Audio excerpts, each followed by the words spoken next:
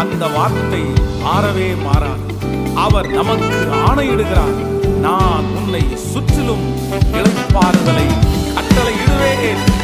அவர் நமக்கு கொடுக்கிற இளைப்பாறுதல் இனி சுற்றி எதிரி இல்லை. நமக்கு விரோதமாய் எந்த ஆயுதங்களும் அது வாய்ப்பதே இல்லை. சந்தோஷமாய் சேர்ந்து கர்த்தரை ஆராதிப்போம். ஆணையிட்டபடி எல்லாம் செய்து முடிப்பீர், வாக்கு தத்தங்கள் எல்லாம் நிறைவேற்றுவீர்.